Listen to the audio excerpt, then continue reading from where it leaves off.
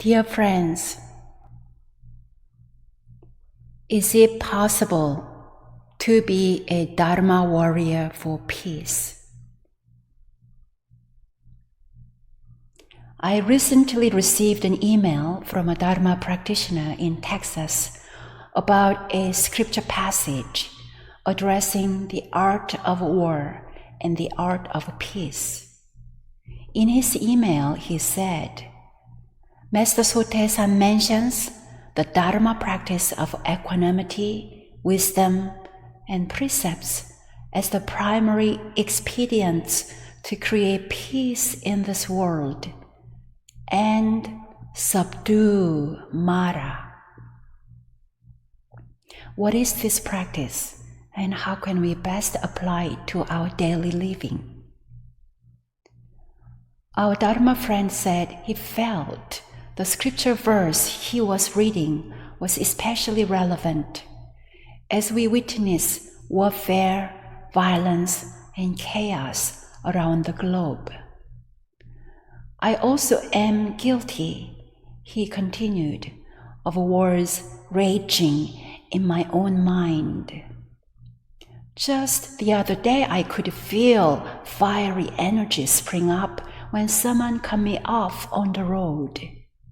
This is why I believe this practice to be essential to health and well-being, not only for the world at large, but also for each of us.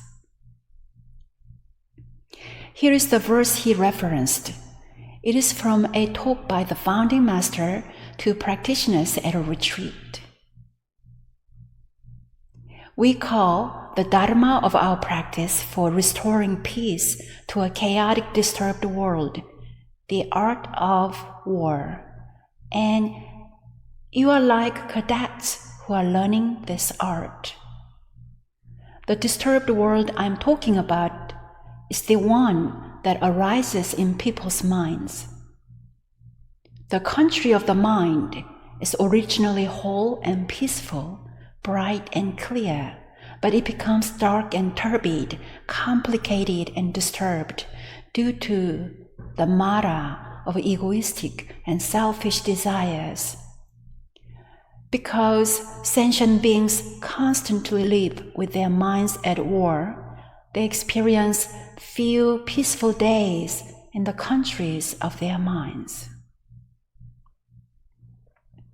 Our art of war is the method we use to conquer all of our mind's delusions by training in equanimity, samadhi, wisdom, prajna, and the precepts, shila.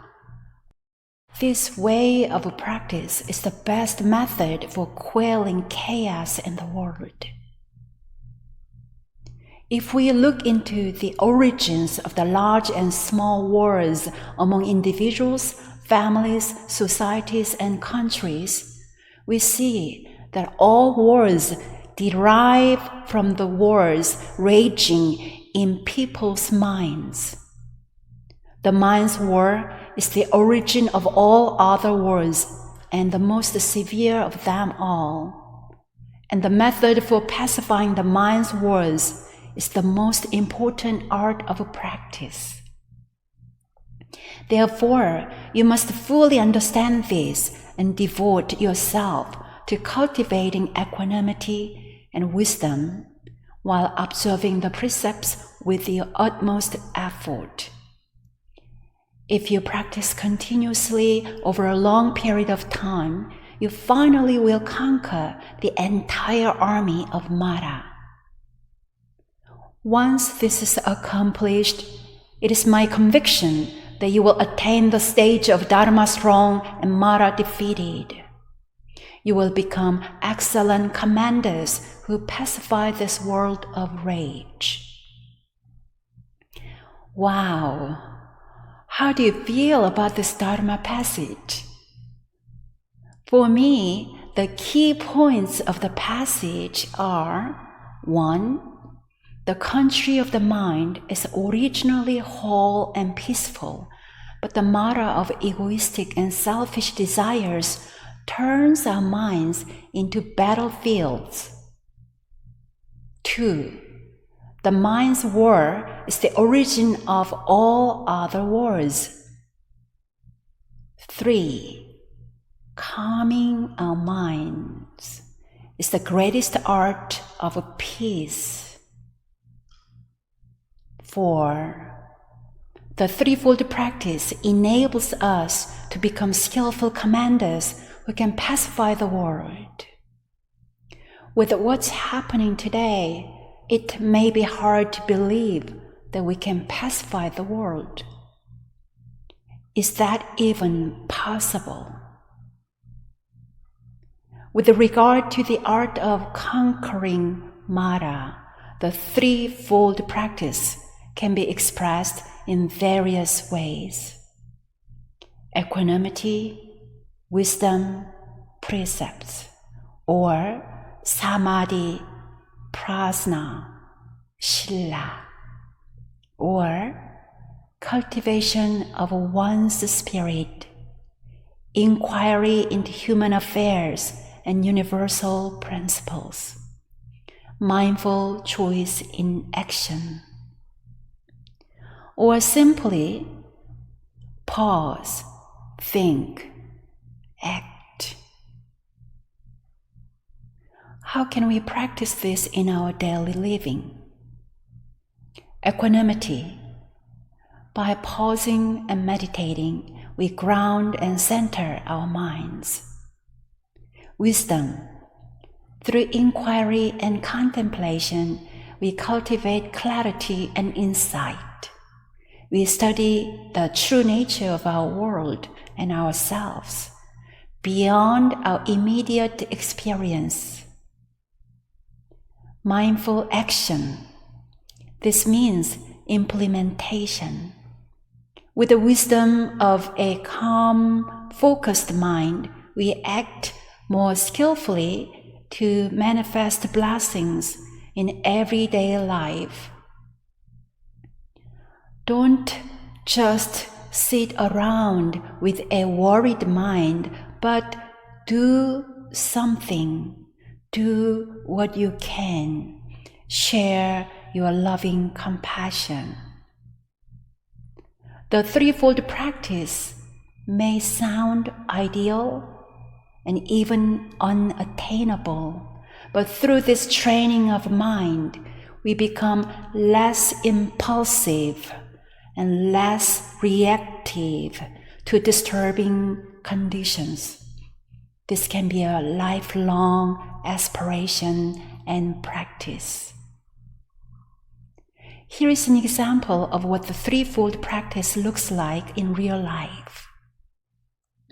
These days, many of us are disturbed by the violence in Ukraine. The intensity of the invasion elicits a strong emotional response, feeling heavy-hearted, tearful, angry, or sick to the stomach. There is nothing wrong with these heavy emotions, but if our goal is to promote peace and end suffering, we need to tap into our calm, clear minds. If we are locked up in anger or anguish, our vision will be narrow and clouded. So we must seek equanimity through meditation. But embodying equanimity is not sufficient by itself. This is why the threefold practice guides us to apply our calm minds to human affairs and universal principles. Sometimes it is difficult to discern wisely in the midst of a flood of news and contradictory information. From a perspective of curiosity and exploration, we can pause to consider how cause and effect plays out historically and geographically and in current human affairs. We can also try to deeply listen to our hearts, the home of our innate wisdom. Ultimately, with calm spirit and informed mind, we decide what actions to take or not to take. This is the practice of a mindful choice in action. In our temple community, these are some of the ways we are responding to the war in Ukraine. We offer community prayers for the world peace. We dedicate meditation and chanting to world peace. We collectively and individually gather funds to help international aid organizations to support Ukrainian refugees. And we are exploring ways to support the arrival of refugees in North Carolina. These mindful actions arise from decisions based on equanimity, wisdom, and inquiry. We do not just sit content and deal only with the struggle internally. We need to then act toward each other in families, in relationships, in society, on the basis of that calm, informed, loving energy, not in hate or haste. As we face thousands of sensory conditions, the threefold practice is our compass. When practicing with the Won Buddhist communities, you will hear this over and over and over again. In the passage I read earlier, Sotaesan affirmed that through the threefold practice, we attained the stage of Dharma strong and Mara defeated. What exactly is the stage of Dharma strong, Mara defeated? This is the fourth of 6 stages for attaining Buddhahood. Mara means greed, anger, and delusion in our minds, things that are not harmonious with the way. Dharma means the way, alignment with the truth, justice, and peace. The stage of Dharma strong, Mara defeated describes practitioners who, when they engage in the battle between Dharma and Mara with every application of their 6 senses, attain victory for Dharma. What does it mean to attain victory for Dharma? Not being separated from our practice mind, not being controlled by our desires, fears, impulses, and anger. Recently, my mind was disturbed because I felt judged, and I felt my hard work was not being validated. I noticed my impulse to do something to get rid of that feeling. After some contemplation, I chose not to act on that impulse. For a week, I felt weighed down with a low motivation. Then I noticed the power of Mara in my mind beginning to dissipate. I am glad that I sat with my discomfort for a week without adding fuel to the fire simmering in my mind. The other day, as we are having a bonfire from a huge dead pine tree, I was reminded that if we keep adding fuel to a fire, we end up with a giant blaze that consumes everything. If we don't add fuel, the fire naturally dies out. So it is with the flames in our minds. This is the art of war and peace.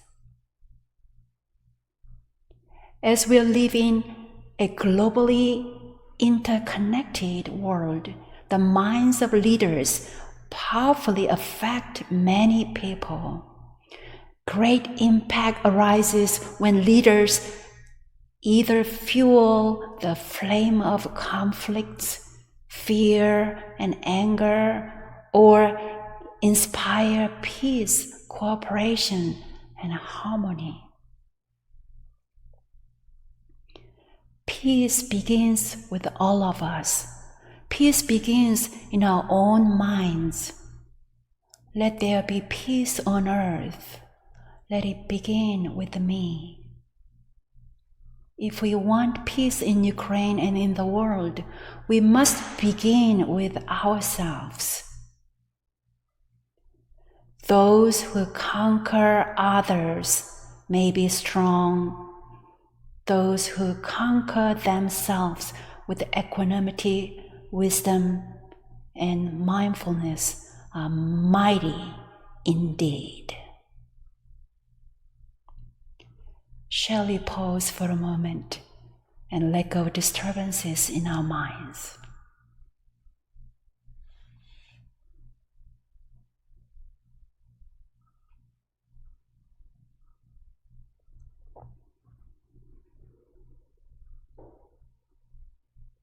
From this mind of equanimity arises our wisdom to discern what is wholesome, just, and beneficial. We aspire to embody mindful choice in action. May we all become skillful and compassionate commanders, pacifying the rage of Mara in our minds and contributing to peace throughout the world.